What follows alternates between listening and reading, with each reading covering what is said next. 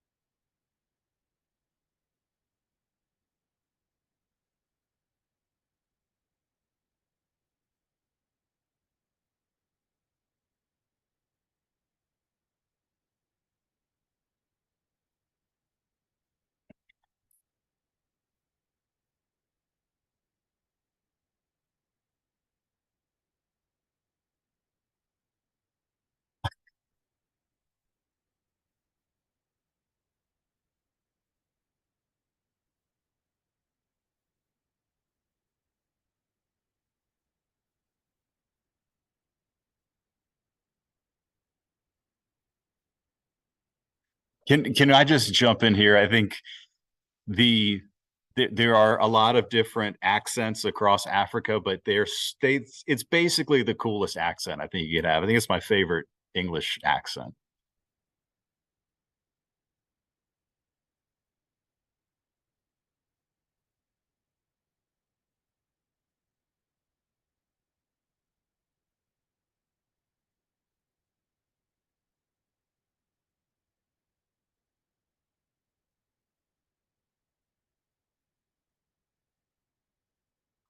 So just to again put this in perspective, Nate is standing in front of a tamale place at the Houston Livestock Show and Rodeo. He runs into this crew of people who are from Botswana.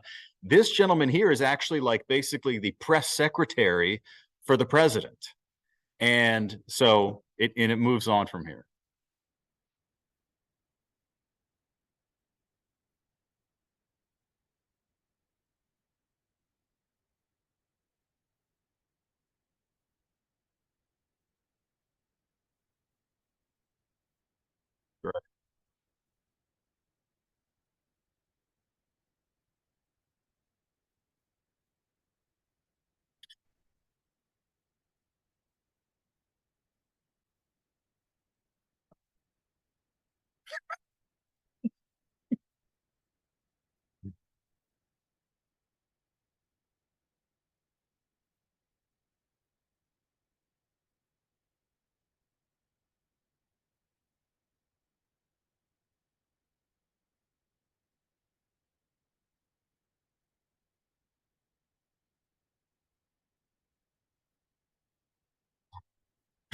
Now I'll show you that here in a second. He did go to the rodeo. He's indeed there, posted on his social media, President Masisi of Botswana.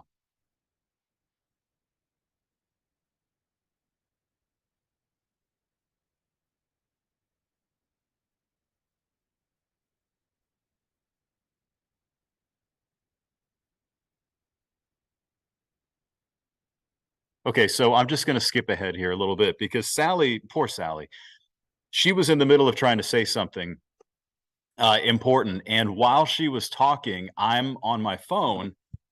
And of course, I'm looking up the president of Botswana, and just because I'm just curious, but to know a little bit about him. So you'll see what I found out here. And, those of you who know me, you'll know why I got all excited right away. So I'm just going to skip ahead a little bit. And again, I apologize to Sally for sort of interrupting her.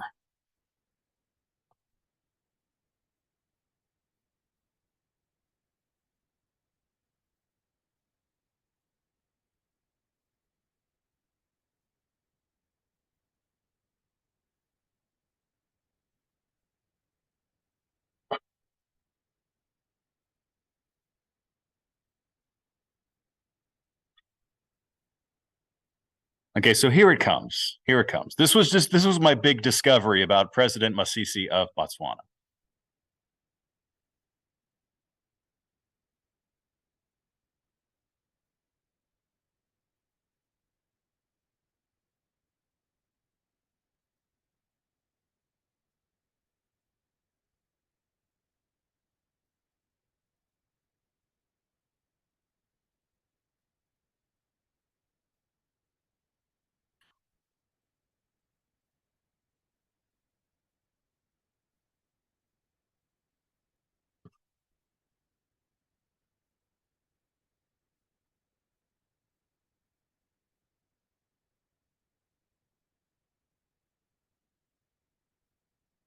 Which is my school.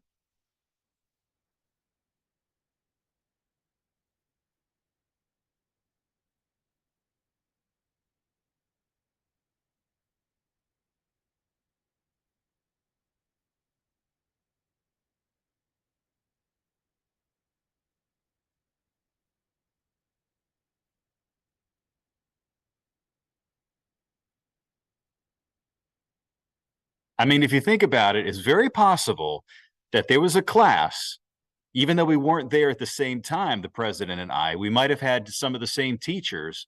So there's a potentially we might even know somebody. I might have like 1 degree of separation from the president of Botswana.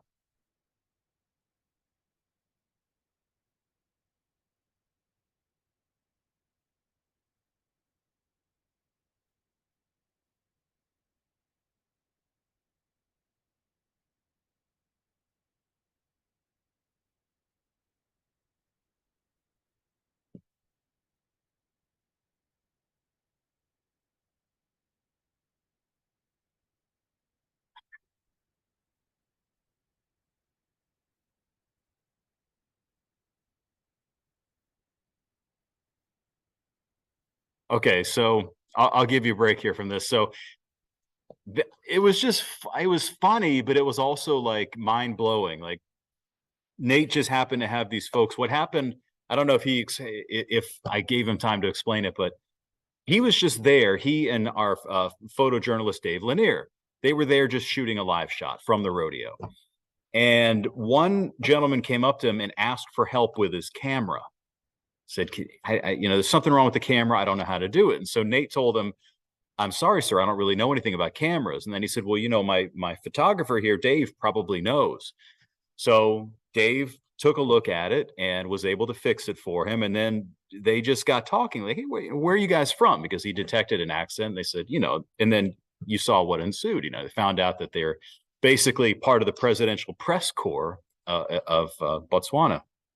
So, and then as soon as I saw Florida State, I was like, you're kidding me. I mean, you are kidding me.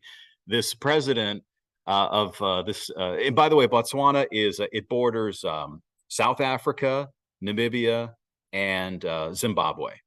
And it's a real neat country if you look it up, because it has a very, very high standard of living, human development index. And as I'll show you in a minute, there's a reason why the president was at the rodeo. But as soon as I found out that he went to Florida State, I was like, you've got to be kidding me. So that was just really cool. So let me go ahead and share with you, because the president has an Instagram page. And so I looked him up, and sure enough, see, there he is, President Dr. Masisi, who of course went to my alma mater. And so there he is, though. He posted a video of himself at the Houston Livestock Show and Rodeo. You can come on in, Jose. The goat, Jose Grignon, is here. I'm telling everybody about President Masisi. And so here he is at the rodeo. He's actually meeting with some students from Angleton, Texas, from a cattle service. And these are some young people showing their cattle to the president of Botswana. He has his rodeo gear on. He has this really cool looking cowboy hat and the vest and the whole nine. And what he's doing is he's looking at their cattle. Look at this beautiful cattle there. You see? Now, the reason that's important is it has to do with the economy of Botswana, because as I'll show you here, they actually are very, very well known for their beef. They have a very big beef exporting economy, and they're very proud of their cattle industry there. Millions and millions and millions of pounds of exported beef. And the way they raise it here, this is their official website, right away, the Botswana Meat Commission. The people of Botswana and the cattle population have been intrinsically linked for hundreds of years. And the cattle, whether they're bred for milk or beef, are a part of the fabric of everyday life of the people of Southern Africa. And so I read through some of their information here. Basically, what it boils down to is they're sort of like the old school grass-fed organic, like, you know how everything now, people want to pay extra money for grass-fed beef, or organically raised beef, pasture-raised beef, beef that doesn't have added hormones and antibiotics and stuff. Well, this is sort of it, but from the old school. I mean, this is the beef that's raised out in the free range with completely natural farming methods. I mean, it's probably the best beef that you can get. I would like to try some. I mean, I imagine the shipping from Botswana is probably pretty tough, but let's see. They have between 2.5 and 2.8 million head of cattle in that country. So one can only assume that what the president is doing here is taking a tour. See, here he is again. He's taking a tour of some of the breeders there, because the reason people come from all over the world to the Houston Livestock Show and Rodeo is partially, well, a lot of it is to get the, well, let's see, I forgot the terminology for it, but you want to breed with the best steers, male bulls. Okay, you catch what I'm saying? So they actually sell that product, okay, without painting too much of a picture. They extract product from the bull, and then they sell that to international buyers, potentially like President Masisi. So what they do is they take like the most beautiful, big, muscular, perfect show bull, and then they take that back to their country. A lot of times it's Argentina or Brazil. They take that back to their country, and then they breed beautiful cattle with it. So anyway, I just thought that was really neat. I mean, it's just the Houston Livestock Show and Rodeo. People a lot of times don't realize how important it is, how huge it is. I mean, obviously it's huge because it gives scholarships to kids. It teaches the next generation of ranchers and farmers and so forth. And it's fun for everybody else. I mean, I like to go pet the bunny rabbits because that's just who I am. We go to the carnival every year, and obviously people go see the concerts. But as far as the livestock show itself, and not necessarily the rodeo, it's an international gathering. It really is pretty cool. So anyway, and he went to Florida State. So I just thought that was, I don't know, for some reason that was a big deal to me, and I thought it was really cool. And to be honest with you, sorry, I was going to, Nate was trying to get an interview with the president, because as his staff said at the very end of Nate's meeting with them, he was there in the building. But there was his like official press secretary came near the end of the interview and sort of put the kibosh on all that, because I think everything's got to be done through the proper channels. And I think the president doesn't just stop by and just talk to any random person. So that's why we weren't able to do it. Coincidentally, right now, I mean, just to bring it all together, I mean, who is trending right now but Jameis Winston? Trending on Twitter. But I digress. All right.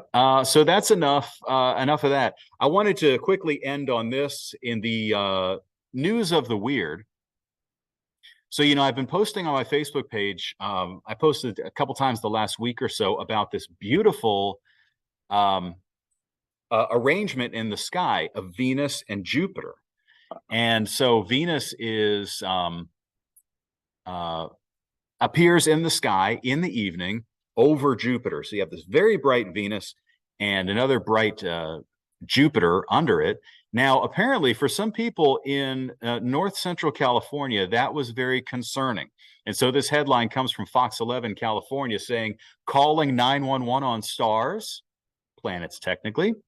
And here's what happened. So in Modesto, California, those two shiny dots in the sky, being the planet Venus and Jupiter, on Wednesday night, startled some residents. The Stanislaus County Sheriff took to Facebook on Thursday to tell people not to call 911, and that NASA confirmed that the bright spots or stars in the sky were, in fact, Venus and Jupiter.